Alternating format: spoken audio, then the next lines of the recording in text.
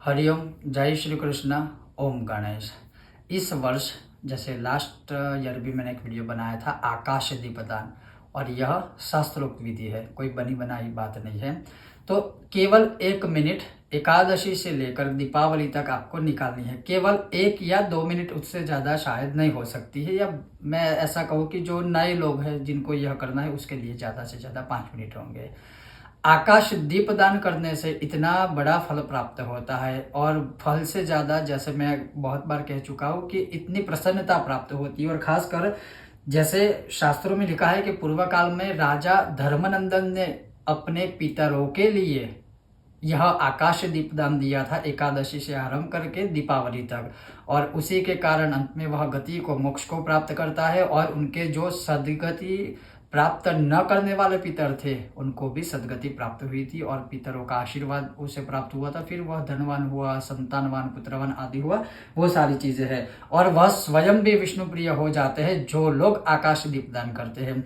अब आकाश दीपदान कैसे करना है, तो आज मैं आपको वो भी प्रैक्टिकली बताऊंगा, लेकिन उससे पहले उसकी विधि आपको बता दूं। जैसे कि एकादशी, द्वादशी और 1 नवंबर से लेकर 4 नवंबर तक आपको इस वर्ष आकाश दीपदान करना है। अब एकादशी द्वादशी दोनों एक ही दिन है, तो क्या करें, कोई चिंता मत कीजिए। सुबह एक दीपदान कर दीजिए एकादशी में, और द्वादशी या एकादशी के दिन ही सायंकाल भी एक दीपदान कर दीजिए। हालांकि इसमें लिखा है आप चाहो तो सुबह भी दीपदान कर सकते हो और रात्रि में भी कर सकते हो, लेकिन मैं आपको कहूंगा कि सायंकाल अर्थात रात्रि काल में ही अपने अपने पितरों के लिए उद्देश्य, लक्ष्य रखकर उनके लिए दीपदान अवश्य करना चाहिए। और जैसे यह एक ऐसा उत्तम श्लोक है, जब भी आप पितरों को दीपदान देते हो, दीपदान करते हो, तब आपको यह श्लोक बोलना है। और मान लीजिए आप श्लोक नहीं बोल सकते हो, तो मैं इसका हिंदी अनुवाद पहले आपको बता दूं। तो यह श्लोक कहता है कि पितरों को नमस्कार है, प्रेतों को नमस्कार है, धर्म स्वरूप भगवान विष्णु को नमस्कार है, यमराज को नमस्कार है, और दुर्गम पथ में रक्षा करने वाले भगवान शिव, भगवान रुद्र को नमस्कार है। और इसमें लिखा है, बस यह एक ही श्लोक है, इसका अनुवाद जो मैंने आपको सुना है वह एक ही श्लोक है।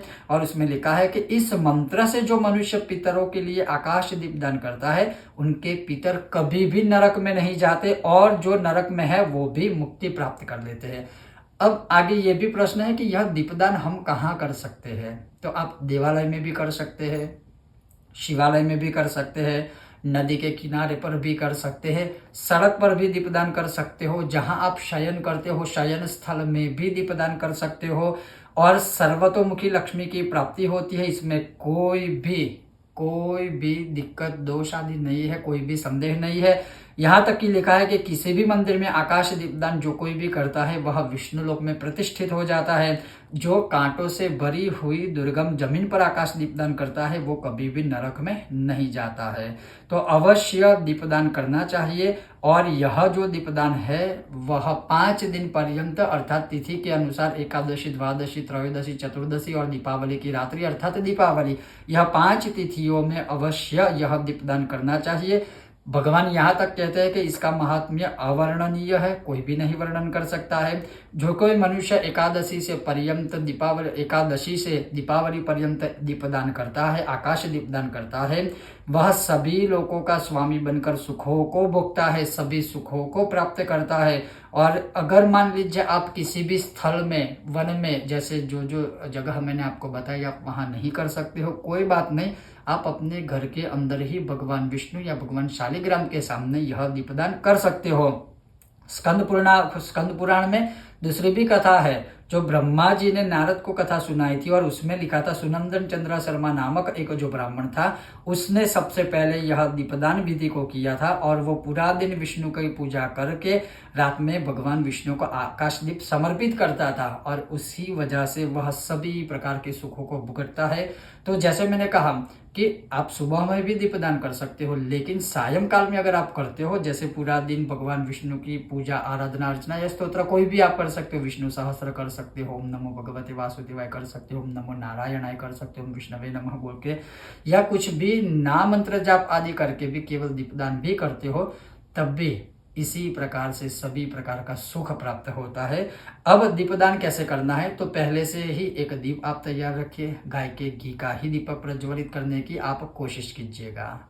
तो जैसे आप देख सकते हो मैंने अपने हाथ में दीप प्रज्वलित करके रखा है। और रात्रि काल में अगर आप इस प्रकार से दीपदान करते हो तो अपने हाथ में दीपक लेकर दो चीज कर सकते हो। एक, घर में ही भगवान विष्णु के सामने अगर आप दीपदान करते हो तो नॉर्मली अपने हाथों में इस प्रकार से दीप लेकर फिर मैं जो मंत्र अभी बोलूंगा वो बोल सकते हो। दूसरा प्रयोग ये भी है कि आप इसी प्रकार से दीपदान लेकर आकाश में अपनी दृष्टि इस प्रकार से रखकर अपने पितरों को उद्देश्य में रखकर अपने पितरों के लिए यह दीपदान करते हो।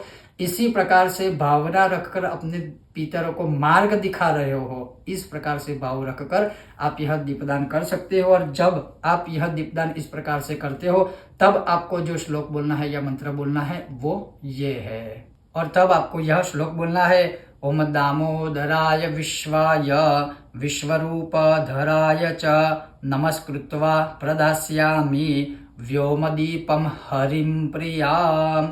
ओम विष्णवे नमः दीपकम समर्पयामि।